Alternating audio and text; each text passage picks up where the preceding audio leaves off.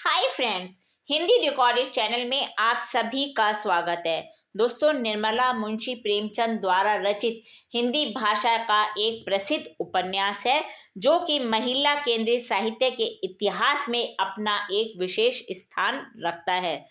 इस उपन्यास की कथा का केंद्र और मुख्य पात्र निर्मला नाम की 15 वर्षीय सुंदर और सुशील लड़की है जिसका विवाह परिस्थिति वश अपने से बड़ी उम्र की आदमी के साथ हो जाता है और किस प्रकार उसकी जीवन त्रासदीपूर्ण बन जाता है, यह सब मुंशी प्रेमचंद ने अपने इस उपन्यास के जरिए बताया है। तो दोस्तों, आज के अध्याय में हम इसी निर्मला उपन्यास में मुंशी प्रेमचंद ने किन प्रमुख समस्याओं को उठाया है उस पर चर्चा करेंगे। तो चलिए शुरू करते हैं अपना आज का अध्याय और जानते हैं निर्मला उपन्यास की प्रमुख समस्याओं के विषय में। दोस्तों, निर्मला उपन्यास में मुख्य रूप से नारी जीवन की समस्याओं को लेखक ने लिया है, जिसके 4 पहलू हैं: दहेज प्रथा, अनमेल विवाह, विवाहिता नारी की समस्या और विधवा नारी की समस्या। इसके अलावा लेखक ने एक छोटी घटना के जरिए समाज में फैले अंधविश्वास की समस्या को भी समाज के सामने रखने की कोशिश की है। दोस्तों, इन सभी नारी समस्याओं का केंद्र है दहेज प्रथा और आर्थिक रूप से नारी का अपने पति पर या दूसरों पे पराधीन रहना।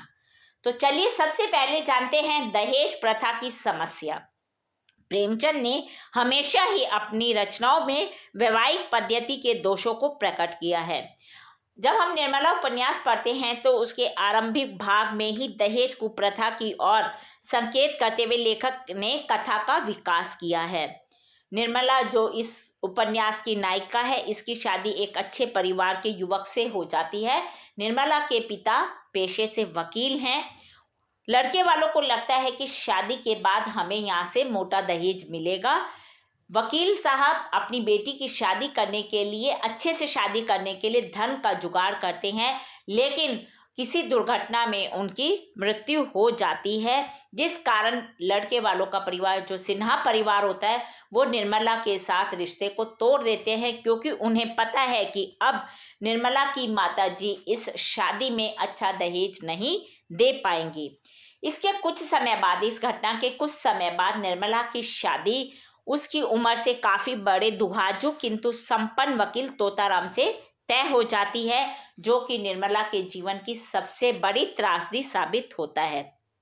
दोस्तों, तोताराम के 3 बच्चों की माता के रूप में निर्मला को बच्चों से पूरा स्नेह होने पर भी लांछन किया जाता है।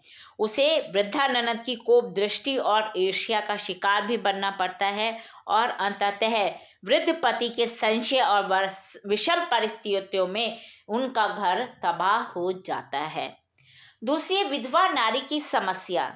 दोस्तों, उदय भानु, जो कि निर्मला के पिता हैं, इनकी मृत्यु के पश्चात उनकी विधवा यानी कि निर्मला की माता कल्याणी के जीवन में जो पहले समस्या होती है वह थी युवा बेटी निर्मला के विवाह की। अब धन के अभाव में उनका एक रिश्ता तो टूट चुका था और किसी अन्य अच्छे रिश्ते का मिलना भी मुश्किल था, क्योंकि कल्याणी के पास धन जुटाने का कोई साधन नहीं था। अब मजबूरीवश कल्याणी को निर्मला की शादी अधेड़ दुहाजू तोताराम से करनी पड़ती है। दुहाजू का मतलब है जिसकी दूसरी शादी हो, जिसके पहली पत्नी से 3 बेटे थे। इसलिए तोताराम कल्याणी से दहेज की कोई उम्मीद भी नहीं रखता और कल्याणी भी अपनी बेटी की शादी इसलिए उससे करा देती है कि उसे तोताराम को दहेज नहीं देना पड़ेगा। यहाँ यदि कल्याणी आर्थिक रूप से सबल होती तो अपनी बेटी के जीवन को भाग्य पर कभी नहीं छोड़ती। तो इसीलिए कहा जाता है कि दोस्तों, जो नारियां आर्थिक रूप से अपने पति पर ही निर्भर रहती हैं, वे पति की मृत्यु के पश्चात कल्याणी की भांति ही आर्थिक अभाव के चलते अनेक समस्याओं का सामना करती हैं। उन्हें क्या, उनके बच्चों को भी इस कारण से अनेक समस्याओं का सामना करना पड़ता है। अब क्योंकि कल्याणी अपने पति पर आश्रित थी और अपने पति की मृत्यु के बाद उसके पास धन कमाने का कोई साधन नहीं था, इसी वजह से वो अपनी बेटी की शादी इस तरह से करती है और निर्मला का जीवन भी एकदम नरकीय बन जाता है। तीसरी है अनमेल विवाह की समस्या। अनमेल यानी कि जिसमें मेल नहीं है, एक दूसरे से कोई भी मेल नहीं है पति पत्नी का। अनमेल विवाह पति पत्नी में अलगाव, शंका एवं संकोच को उत्पन्न कर दाम्पत्य जीवन की मधुरता को समाप्त कर कर नीरसता को जन्म दे देता है। निर्मला का पति तोताराम सांवले रंग का मोटा और 40 वर्षीय आदमी है, जबकि निर्मला एक 15 साल की किशोरी है। वकालत के कठिन परिश्रम ने उनके बाल भी पका दिए हैं और व्यस्त रहने के कारण वो कभी व्यायाम भी नहीं कर पाते थे, जिसके कारण उनकी तोंद निकली हुई थी। साथ ही साथ उन्हें एसिडिटी और बवासीर भी थी। इन्हीं कारणों से निर्मला तोताराम से कभी प्रेम भी ना कर सकी।